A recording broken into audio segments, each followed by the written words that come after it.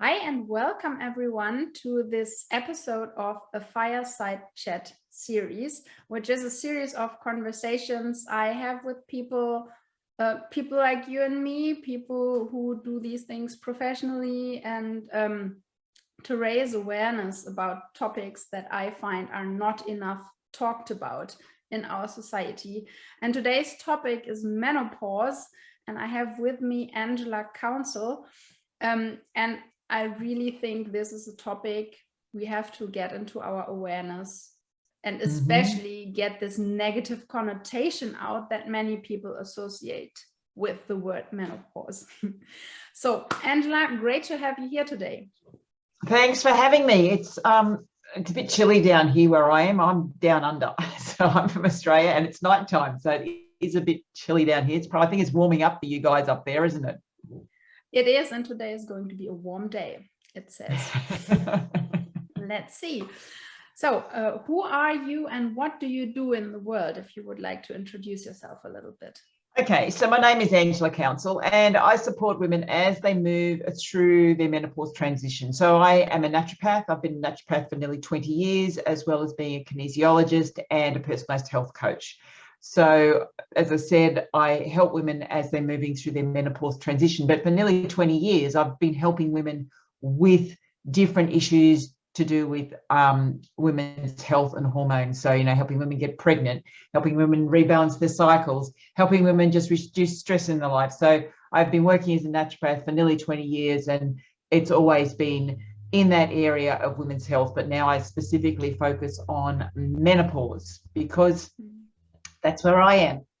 And there was a lot I thought I knew about menopause until I got here and realized I knew very, very little.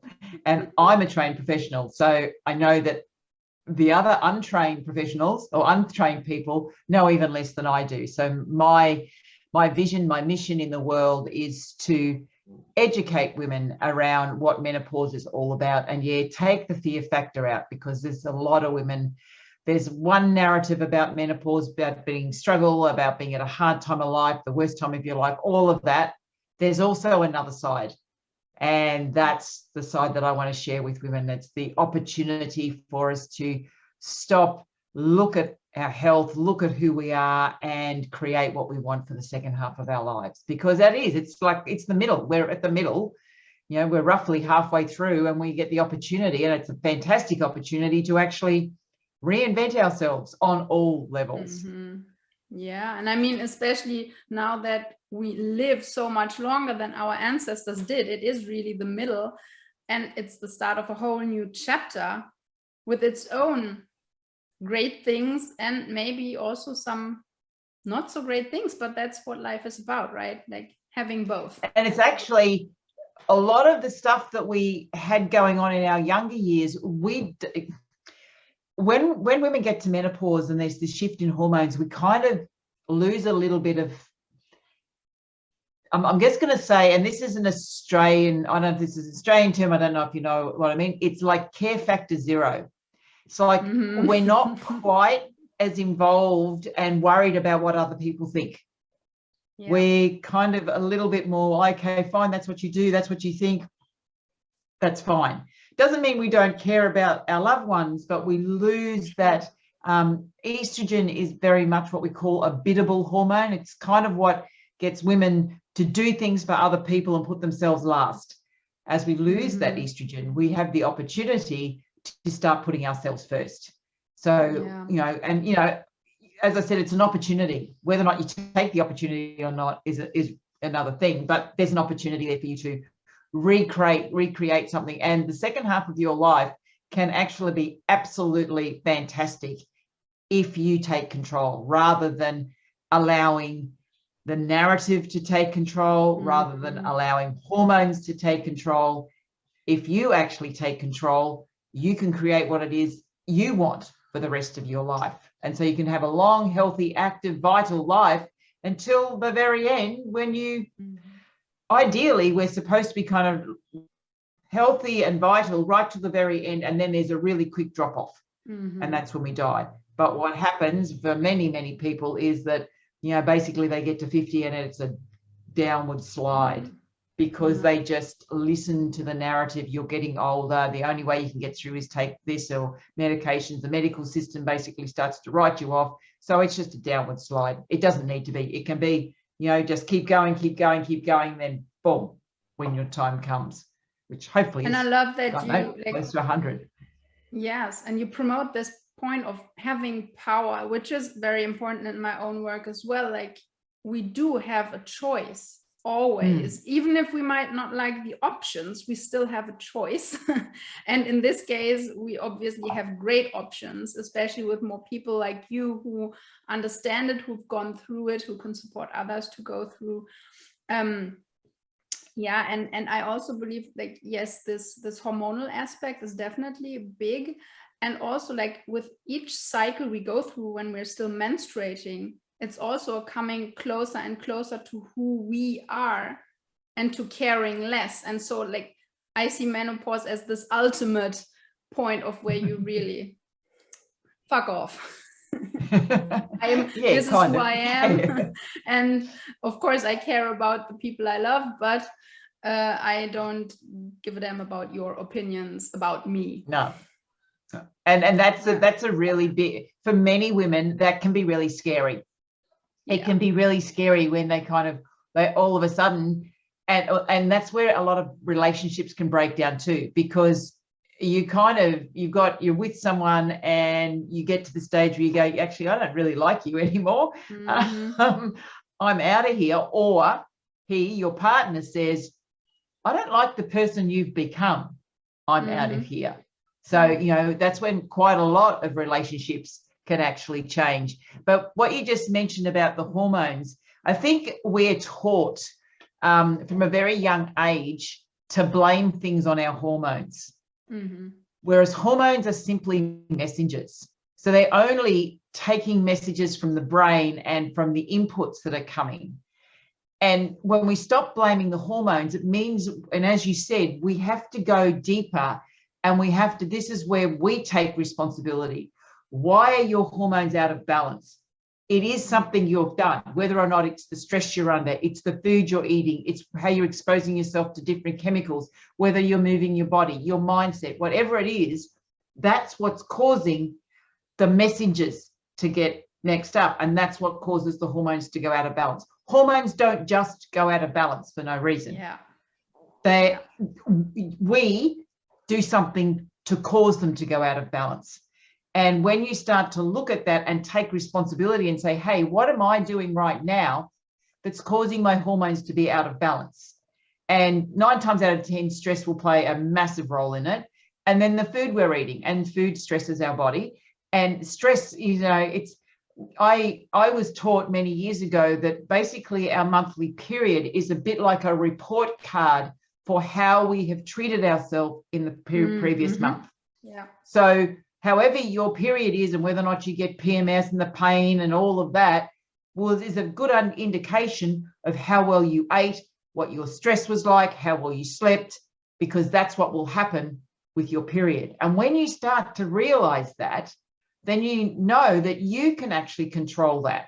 You have control, rather than saying, oh, it's my hormones. The only thing I can do is to take something to balance my hormones. And, being on the pill doesn't balance your hormones, regardless of what doctors tell you. The pill does not balance your hormones. It masks things. It stops ovulation. In fact, it puts you into a medical menopause, because when you're on the pill, you're not ovulating. So even though you're bleeding, that's not a period, it's just a withdrawal bleed, but you're not ovulating. So you're technically in a medical menopause. And women can be like, I was on the pill for many, many years before I knew this stuff, because I was on the pill for 20 years. So, and that's what women don't realize. Young women at the age of, 13, 14, they've just started. Their hormones didn't even have a chance to balance themselves. That's right. And they already that was me. Pill. Yeah, I started 16. I started on the pill. And it's like, and now totally different. I'm very different with my daughter. But I didn't know that, because that's, doctors don't tell you that. And doctors say, well, here, take this, it'll regulate your periods. It doesn't regulate anything. It gives you a synthetic dose of hormones, which actually stops your body making its own hormone. So then we throw things out of balance even more. And the longer you do that, and then as you get closer to menopause, then, the doctors say, well, you can stay on the pill, it'll stop you from going into menopause. Well, that's a big load of bullshit too, because it's already put you into menopause, and nothing stops you from going through menopause. If you've had a period, you're going to go through menopause. Nothing stops you from going through menopause. But, then when women stop taking the pill, all of a sudden they've withdrawn all this synthetic hormone. The body is not making its own hormone anymore. So everything is completely out of balance. And you're also at a stage whereby you have no eggs, no viable eggs, or very little viable eggs. So that's when we get into the struggle that menopause is known for. So they say, oh, look, let's just put you on HRT. And we haven't fixed any problems. All we've done is slapped a massive, great big Band-Aid on it and said, here, HRT will fix the problem. It doesn't fix the problem, because the problem is your body is not making the right amount of hormones that it requires. And as we get older, we don't need as much hormone, because when we're no longer ovulating, we're no longer producing eggs, we don't need as much hormone. But if you just keep putting it in via a pill, a patch, or whatever, the body goes, well, I don't need to make my own hormone. If you're going to continue to take that, if you want to take HRT for the rest of your life until the day you die, you can do that. There are risks with that, and I just don't understand why you take anything for the rest of your life till the day you die. But at some stage, you've got to come off. If you don't stay on it till the day you die, you have to come off. And when you come off, you're going to have more symptoms, because all of a sudden, once again, you're having this massive, great big drop. You're pulling away all the external hormones. Your body's not making its own hormones. And if you haven't done the work to actually get your body to make its own hormones, to rebalance itself, to, get the stress levels down, to be eating properly, getting the right nutrition, you're just going to go through a nightmare when you stop taking it. And it's like, there's such a better way to do this, because this is what our bodies were designed to do. We were designed to go through menopause. It's not a mistake that we go through menopause. We find it in the way that we live today, we find it inconvenient to go through menopause. And I would also like to add that, we are all kind of taught, doctors know better because they have studied it. So it's no wonder that we believe when they say, do this, do that. And some of them might even not know themselves and just prescribe because that's what they've learned to do. So as we have lived in the society that tells us the expert on you lies somewhere outside of you, it's no wonder that we fall into that trap, and that we really have to make an effort to reclaim that power that we actually have. And I also understand our body as its natural state is a state of health, and it always strives to get to a state of health. It always tries to support you. Even when the hormones are out of balance, all it tries is to support you in living your life. So there's no use to be mad at your body. And when we've got these symptoms going on, that's a message from our body, and it's telling us that something's not right. And I can remember being taught by an old naturopathic doctor, and I don't even know if he's still alive now. He was Dr. Sidney Baker. He was a US naturopathic doctor, and he said, all disease comes from having too much of what your body doesn't require, or not enough of what your body does require. And that's simply what it is. Your body is out of balance. And when your body goes out of balance, it tries to balance itself. So it creates these symptoms. And this is a big wake-up call, because I do energetic healing with kinesiology. That's what we one of the things we say is that, when you've got symptoms, that's your body speaking to you. The only language your body has is symptoms, and it'll be little symptoms. And then if you continue to ignore it, the symptoms will get bigger and get bigger and get bigger until you get hit by a Mack truck. But when there's symptoms, we've been taught that if there's a symptom, take a pill and get rid of the symptom. That's what the medical profession teaches us. But if there's a symptom, it's a bit like when you drive a car, the light comes up on your dash. If you could just stick something over the top of it so you can't see it, now the light's still shining, but you can't see it. the problem hasn't been fixed. Your car's still broken. And that light was the message to say, you need to do something, like put petrol in or fill the oil up, whatever it is. Our body's doing the same thing. It's giving us messages. But unlike a car will, it'll break and it'll break. The body will just keep going because, as you said earlier, what it's trying to do is to stay alive. It's all the main aim. There's two main aims of the human body. One is to stay alive and the other one is to reproduce. They're the two things that the human body were designed to do. And it's going to stay alive first. And then once it knows it's safe and it can stay alive, next thing it's going to do is it's going to reproduce. And that's where our hormones come into it.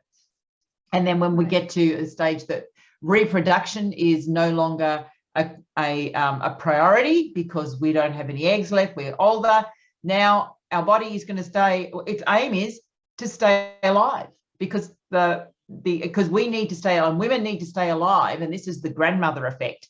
And actually there's a little bit of a misnomer that women didn't live, or humans didn't live as long in the past as they do now. They actually did. There's lots of records showing that women did actually live long lives, but what skews the numbers is that there's a big number of babies that died. So the numbers of young children, so babies and young children, were really, really high. They died. And then there's also death by misadventure, basically being eaten by a lion or being speared or something like that. So it wasn't that they weren't living longer, but those two variables shortened the average down, but they were actually living longer if it was a natural life. So, being eaten by a tiger or something is not a natural death. So, but we did live long. And this is where the grandmother effect comes in. So the point of what I'm saying is the reason why they believe that women go through menopause, and some whales go through menopause as well. Not many mammals do, and that live past menopause is because we're no longer reproductive, but we were designed to be the wise women to protect the women and the children and to guide them. So that's why they believe that we didn't die once we got into menopause, because we were required not to kind of reproduce the tribe, but to keep the tribe alive. So women are the and to store the wisdom, exactly, the wisdom keepers, and that's why I'm so passionate. Yeah, men were not men. Men basically went out and they died. They died trying to feed we used to have a very matriarchal society until the Catholic Church came along and changed all that. But it was very much driven by women. It wasn't driven by men. We have a patriarchal society now, but we still do have, there are some traditional societies which are very matriarchal. And here in Australia, the Aboriginals are very matriarchal. So the older women, the elder men have got, they've got status, but older women, they have got so much status because of the wisdom that they have. And I've been to South America, and when you go to some of the traditional villages and you see the way that they live, once again, it's the women that are the elders, the women that are the wise ones, not the men. The men are the providers. They go and they get the food and hunt and fish, whatever they do. They're not the wisdom keepers. And, we lost that. The Catholic Church took that away from us, and then they kind of burned us all at the stake. And that's actually why I'm very passionate about this whole topic of menopause, is to see it, because in our society, like, aging is like the thing you shouldn't do. We need like wrinkle creams, etc., to not show that we're getting older. But when we start embracing that it's actually a phase of wisdom that we enter, and I mean, I'm not even there yet, and I still can see the wisdom in older women. It's so important to become aware of that yes, with life experience there is so much wisdom that we can pass on. Just one thing about I know that there is often, like, when you say matriarchal, then everybody believes it's a patriarchal system with a woman on top, which is not the way these cultures live. I just want to make that clear, because I mean, you and I, we are on the same wavelength here, but for people to understand, when we say matriarchal culture, it doesn't mean there's one woman on top who makes all the decisions. No, it's about community, very much about community.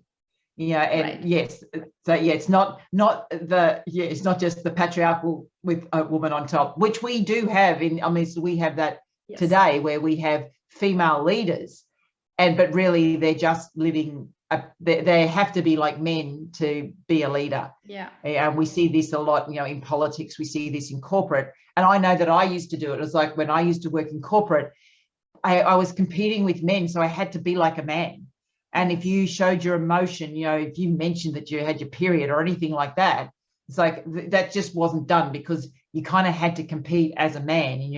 And the suits and all of that, whilst I like a tailored suit, but I used to wear a tie. It was the fashion. I'm a bit older than you, but in the 80s, it was a bit of a fashion to wear a men's suit, because we were women trying to be men. I don't do it now, but is that, and that's kind of, that's not women's role, because our feminine side, as opposed to femininity, our feminine side it's different. And we can't get away from the fact that we do have this feminine side, in Chinese medicine, the yin and the yang, the yin, we've got our yin. And if we don't, and I mean, everybody has, right? So if we allow ourselves to live it again, men will start to live their feminine side as well. That's right. And because this is another reason why we get sick and we get pain and we get all of this, is when our yin and yang, masculine, feminine, whatever it is you want to call it, it gets out of balance as well, because we're stressing ourselves trying to be someone we're not. And when one of my symptoms that I had when I first started kind of coming through menopause was pain. And I used to get, most of my pain would sit within the right side, so my masculine side, because I had spent so many years striving for success, pushing for success. So all the stress was sitting through my masculine side. And there was, energetically, there's a few other things going on.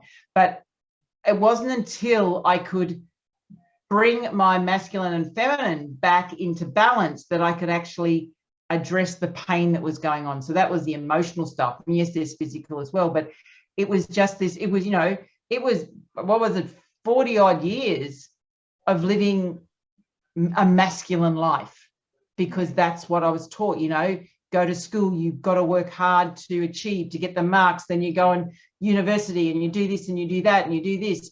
And it's like you just keep striving and earning more money and working harder. And oh, geez, it's even tiring just thinking about it. It is, right? But I used to do it, and I was very successful at it. I was very good at it. Burnt myself out 4 times. I'm an expert on burnout. I burnt myself out 4 times, both in corporate and in running my own business. Now, and particularly now, as I've kind of transitioned through menopause, I found who I am, and it takes very little to stress me out these days. I am so much more chilled than I was before, because I learned who I was, and I've accepted that I don't need to be someone else's ideal of success. And in doing that, I've actually got a level of success that I struggled to get when I was striving to get it, if that makes sense. It just comes to me now.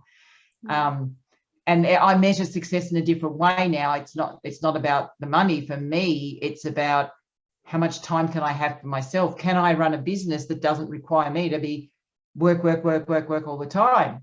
And can that's I have a really the big space to actually enjoy my life? Yes.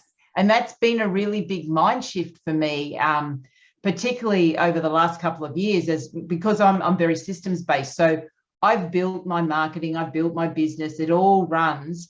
And now when I run a workshop or do the marketing and fill that workshop, I only have to show up and present. Everything else works. And it's taking me a while to go, oh, hang on, but what am I doing? This should be harder. But in fact, what I've been trying to do is build a business that doesn't require me to doing all this work, because I've done it all and I just kind of rinse and repeat. But there's still part of me that thinks I should be doing this harder. Oh, yeah. And I've had to learn now, what can I do for me? How can I just have downtime? So I like to hike, so I go out hiking now. But, there's still a little bit of me that says, oh, you should be working, but there's nothing to do. All the little stuff I give to a VA to do. I pay someone else to do that stuff. It doesn't require me to do it. All I need to do is show up and talk like I am now, which is the stuff I love to do. But there's still that part of me that says you should be doing more.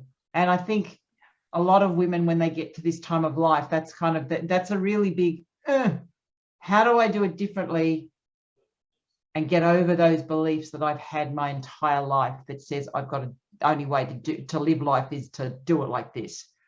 Yeah, that went on a completely different tangent. Yeah, but I completely agree with that. And I always say it's not so hard to find out what you want, because we often say, I don't know what I want. I do think it's fairly easy to get to what we want. It's just about living that in a world that tells you shouldn't want that, or that's wrong, or you should want more, you should strive more, you should, as you say, work harder. I know all these things myself very viscerally. We've all grown up in this culture. Because I do personalised health, now you know a little bit of the work that I do, and it's genetic-based personalised health. When we actually know our own biology and we know the way that our body it developed, we can then get a deeper insight into who we are and how we work, because there are those people who will push and push and push, and that are real driving really hard, and that comes to them naturally, and that's okay. But then there's other people, and I'm on the other side, where you take things a lot more slowly and a little bit more relaxed, and allow things to come to you and just kind of do things at your own pace. And that's okay too. Yeah. But when you're someone who naturally does things slower and can procrastinate a little bit, and you're looking at the person who's going really fast and is driving on adrenaline, and you're trying to be them, that's what puts you out of balance. And the same as when there's some people who are very, very outgoing, and they're friends with everybody and all of that. And then there are other people who are quite introverted and don't like to be, they're very, it's not necessarily they're shy. It's they get drained when they're around other people. Exactly. And when you start to recognize who you are, then you go, actually, I don't need to be the life of the party. That's okay. I can be friends. I can go out, but I know that I need my time to step back to re-energize. Whereas someone else, they get energized when they're around lots of people.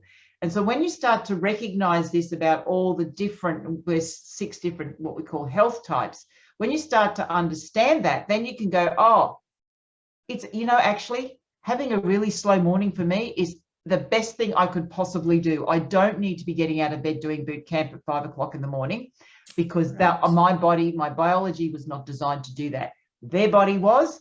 They do it really, really well. Let them do it. In the afternoon, when they're asleep and they don't have any energy, my energy is going to be peaking, and I can do whatever I like then. So this is kind of what I do. And this, this does play a big role with women as they're going through menopause, because as their hormones shift and they lose the protection of hormones, so hormones are very, very protective. As we lose the protection of hormones, we now have to basically rely on our own biology to get us through, to protect our heart, our bones, our mind, all of that. So we don't have the hormones to do that. Now we have to do it. And this is why I bring personalized health in, because then we can work out what the right foods are, the right way to move and all of that. And that helps, and it brings the stress down. But what it does more than anything is it allows people to go, women to go, that's why I do that. And that's perfectly okay. It is natural for my body to be like that. Yes. And it gives them permission to be themselves. And it's kind of like, this is a perfect time for them to get that information, because now they can now create what they want for the next half of their life based on their biology, their physiology, the way their brain works. And it's actually okay. Like, there's science behind this, and they get permission to be themselves. which they've never had before, because they've always been doing what someone else told them. They've been living the life that someone else dictated was right for them when necessarily it wasn't. Yeah, exactly. I love this diversity that is there when we all allow ourselves to live according to our own body's needs and desires, and like not just our body, obviously, our whole system. And that's why I love working with the cycle so much, like menstrual cycle awareness for people who menstruate, because we go through this process every month of getting to know who we are, and then letting fall away in our autumn, the premenstrual phase, and the winter, the menstruation, we let fall away the things that don't align, or we have the chance, if we choose to, again, taking control. And like, we do this every month, and then it's a big preparation for this time when we finally don't bleed at all anymore. And I think like we're getting more and more to ourselves, and then in an even bigger way. And even though we don't bleed, women still do cycle. Yeah. But generally, if they're kind of in alignment with they cycle with the moon. Yeah. And they will notice changes with their body with the moon. So it's a full moon now. So and I notice many women start to, one of the things that goes a lot, like kind of goes a little bit haywire, full moons, is sleep. And women say, oh, I couldn't sleep. I couldn't understand why. It's a full moon. So, you know, and when we can actually tune in. And when you understand the moon, you start to notice that you still actually have a cycle.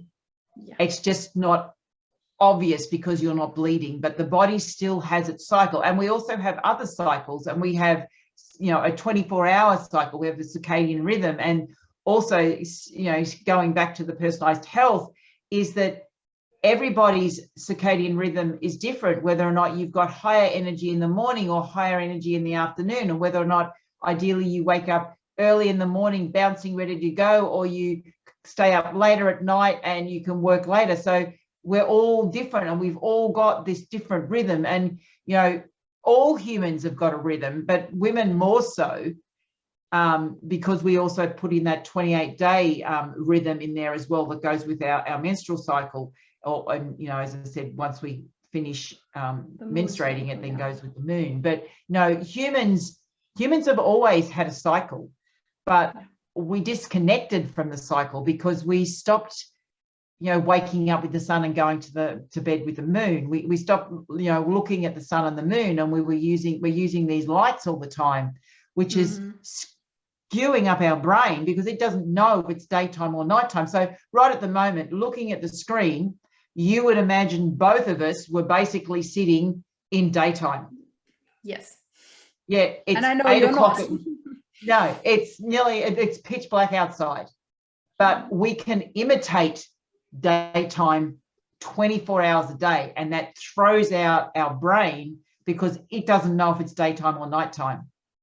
And then when we throw that out, then we, you know, that's when we start to throw out our menstrual cycle. And when I used to do women who are having issues with their periods and falling pregnant, one of the things that I used to teach them is lunar cycles. And actually, I don't know if you know about this, you know, we can work out where the moon was when you were born. We can actually map that. And I used to get them to actually sit outside at night under the moon on certain nights, which was in line with their lunar cycle, to bring their menstrual cycle back on board if they weren't having regular 28-day cycles. And generally within 2 to 3 months, their cycle was back again by connecting out to their moon, basically sitting out there and looking at their moon. The lunar phase we were in when we were born, and you sit under that lunar phase, is that it? Yes. Yeah, because I'm a big fan of the moon cycle as well. And so you can actually, there is a way that you can actually work that out, and you can work it out for the rest, you know, like what phase that is every single month for the rest of your life, and you can actually bring your cycle back to regular cycling. The other thing is it potentially, now the science around this is a bit there is the potential that you can actually have a second ovulation in your lunar cycle, in your lunar phase. And what we try to, when women have issues with their cycles, what we try to do is to bring their lunar and their menstrual cycle together. But you can actually have like a menstrual cycle, a menstrual ovulation, and then if you're out of whack with your phase, you can actually have a second ovulation. And this is where women say, I knew exactly when I was ovulating, but I still felt pregnant. And they've seen this. There's a bit of work being done on this. It's a bit more traditional work, but yeah. So, but the point is, the moon and the sun play a really big role in the way our bodies work. And, but we're trying to biohack the world by turning lights on and making the brain think that it's daytime when it's nighttime. And again, what I like to say, the body.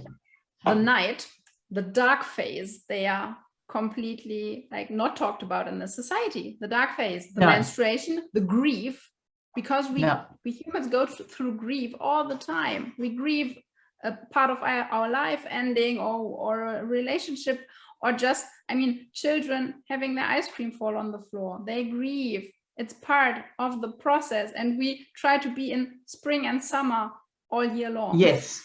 Yeah. And that is from a very young age, yes, children have pain. So we give them a pill to stop the pain. It's like, oh, you've got pain, here, have a pill. We don't allow them to actually process the pain. And as a society, we don't do pain very well at all. No. Because we're always looking to stop the pain. But we have to go through the pain, because with every high, there's got to be a low. And if you're not having the lows, you're not really having the highs. You're kind of, skimming along the middle. And that's what happens when, people are on antidepressants. They don't have highs and lows. They just sit there at a level. And that's not life. Life is high and it is low, and when you're in the depths of the depths, there's always going to, the highs will always come. A really dear friend of mine who wrote a book called The Art of Self-Love, Kim Morrison, she said, and this too will pass. When we're in pain, this too will pass. When we're in the best and the highest of highest excitement, this too shall pass. Everything has to cycle. And if we're trying to stop the pain so that we don't get down the bottom, we're not actually now getting the highest of highs. So we're limiting our highs by limiting our pain. And, we seem to be scared of the dark side. And I think, we were taught that through religion with, the devil's the dark side, and, go to the dark side. It's the evil side. And it's like, and so we were brought up with that, when we live in so-called Christian Christian countries, in Christian society, we're taught that there's the dark side and you don't go to the dark side. Don't go to the dark side. But we need to visit the dark side sometimes. As you say, that's the winter. That's the time when things die, but they regenerate. That's what nature does. We see that the trees, they drop the leaves, they look like they're dying, but they're not dead, because in spring they come out again. All they're doing is they're conserving their energy. But we as humans are trying to pretend what's no longer needed. Just having this natural compostation. So that there is room for something new, because if you don't let go of something, you don't have room for new stuff. And so that actually ties well into our topic, the menopause. It's also like a falling away of one part, making room for something new. And so if a woman is going through menopause and she's experiencing symptoms, and I know, and I find it really great that you say it's menopause associated symptoms, it's not symptoms caused by menopause. I love that. How do you, when a woman comes to you, how would you support her? How can she work with you? So basically, and I actually don't work one-on-one, I only do group work. My aim is always to understand why they're experiencing the symptoms they're experiencing. And it will be one of three reasons: stress, insulin resistance, or inflammation. And in fact, inflammation and insulin resistance are caused by stress anyway. So it comes down to it, it's stress. So where is the body stressed? Is it stressed because of the food that you're putting into it? And that's when you're going to get the weight gain, you're going to get the joint aches and pains because that's insulin resistance, that's inflammation. Is it stressed because you're not moving it the right way it's designed to move? So once again, that will give you pain or weight gain. Is it stressed because you're putting, all these toxins, chemical toxins that are hormone disruptors into your body? Well, that's going to put on weight. It's going to give you weight gain. It's going to cause symptoms, foggy headedness, skin rashes and things like that. Or is it the stress of your beliefs? And beliefs play a really big role because we've been taught that menopause is a time of struggle. And if you believe that menopause is a time of struggle, it's going to be a time of struggle because you believe it will. The subconscious mind goes out and tries to find evidence of everything that you think that you believe to be true. It's true. It goes and finds that for you, and it'll show up in your body as stress. So it's always about stress. So how can we reduce stress in your life, in your body, in your your connection to yourself? I think a lot of what I do is teach women how to actually listen to their bodies because we're so disconnected. Yeah. We're very disconnected. We're taught to be disconnected from a very, very young age. The majority of women have no idea about their hormones, and their doctors know even less. So don't go to your doctor expecting them to understand hormones because they just don't. And as you said earlier, we know, intuitively we know, but we've stopped listening. We knew when we were really, really young, but we were taught that it was having a period was something to be ashamed of. We don't talk about it. We don't understand it.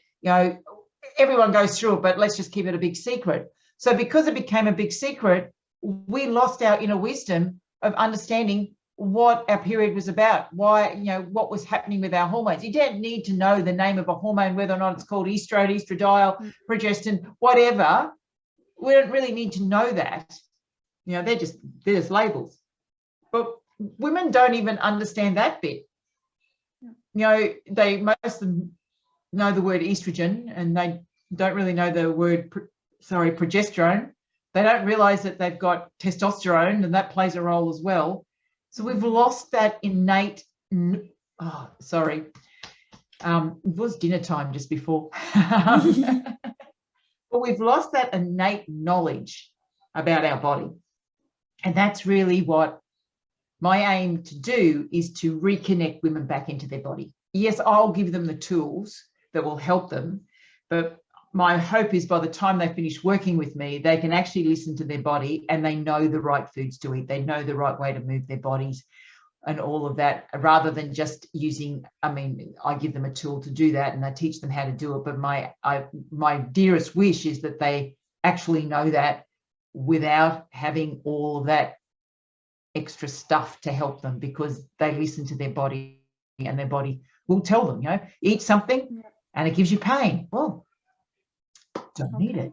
Stop eating. It's like, that's right. If I drink alcohol and I get a hot flush at night, well, guess what? Don't try and stop the hot flush, just stop the alcohol. Mm-hmm. A lot of women don't want to hear that bit because your alcohol actually caused the hot flush. If you're waking in the middle of the night with hot flushes, no, I guarantee it's 9 times out of 10 it's to do with alcohol. But then I have women who say, well, I'll put up with the hot flushes because I don't want to give up my alcohol. And that's their choice. They have power, that's right? Yeah, that's their choice. But once you start to connect that when I do X, Y will happen, then when you've got that knowledge, then making a decision about X is your decision. That's your power to do that. But then don't complain about what happens. If you've made a conscious decision to do something, if you made a conscious decision that you're going to be drinking red wine and you get a hot flush, don't complain about the hot flush because you knew what was going to happen. Yes. And sometimes you'll do that because you want to go out and you want to have dinner with people and you go, okay, well, fine, that's going to happen. But it's a conscious choice and it's a consequence. So it's like, don't complain about it when it happens. And I really love, you said the right food. I know that you mean the right food for your body type. I love that because I've been in your free program that 1 week that I would recommend everybody who is interested from this conversation to learn more about their hormones, how their body works, and how they can support themselves through menopause, to at least attend that free workshop, which was already major. It gave me so many insights into my personal life right now, and definitely will be like a good accompaniment for the times to come. And I would also like to point out that Angela writes a newsletter, which in the beginning will help you understand the hormonal parts and how the hormones have this very intricate interplay, and why there might be challenges in that transition of menopause or into menopause. So if you are interested in learning more about that in an easy to understand way, get on Angela's email list. I will link it. Yeah, and the easiest way to get on my email list is if you go to my website, angelacounsel.com, there you can actually download The Secret to Getting Rid of Your Menobelly. So if you download that ebook, that automatically puts you onto my mailing list, and then you'll get more information about hormones and things like that. Or you can sign up for the workshop, which you just mentioned. Next one's in the end of September. And I'll give you all the links, but the link for that is bit.ly/menopause_workshop with a capital M and a capital W. That puts you on the wait list, and you can come into the Facebook group, and there's actually a bonus Understanding Your Hormones e-course in the Facebook group that's the beginning part of that workshop, so you can get access to that as well. Plus my podcast called Menopause Conversations, I also talk about it over there as well. I talk about hormones everywhere. Is there any other way people can get in touch with you, or that you would like to get in touch with people? I'm on Instagram, Angela Counsel. I'm on Facebook, Angela Counsel. I'm everywhere as Angela Counsel. You can just about find me everywhere. My free Facebook group is called Menopause Conversations. You can come in there. Basically, whatever is your cup of tea, you have it. You find it your way. If you come to Menopause Conversations, if you put in your email address, I'll send you a free hormone balancing recipe book, and then you're on my... And all these places get you onto my database, and then you get my emails when they come out, my newsletters when they come out, which I don't send once every fortnight or so. I don't send a whole pile all at once, except if I'm running a workshop, and then I do, but normally I don't. Beautiful. Thank you so much. As a final word, what is your message to the audience, to the world, to the women and menstruators out there? Don't be scared of menopause. Menopause is your opportunity to create what it is you want for the rest of your life. It is the time for you, if you wish, to step into your inner wisdom and to become the wise women of society, and to guide those who come behind you as to how it is possible to move through this time of life with ease. And it is totally possible. There are women out there today doing it. There are wise women who've already gone through this, and they've survived. They got out the other end, and it didn't have to be a struggle. And you just need to look, and you'll find them. At the moment, the message is that it's a struggle. So what you're seeing all the time is people who are talking about struggling. Go and look for the women who are not struggling. They're out there. There are plenty of them out there. And then learn from them. Come and join my community. You will find women who are going through this time of life. They might have struggled, but they're now taking control. So my biggest message is, don't be afraid of menopause. It's going to happen whether you like it or not. You can't stop it from happening.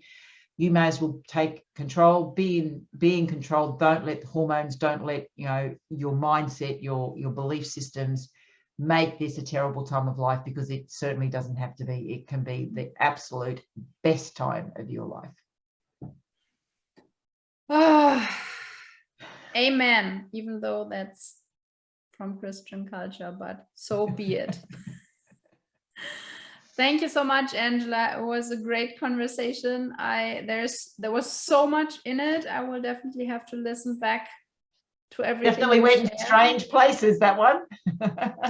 Always does.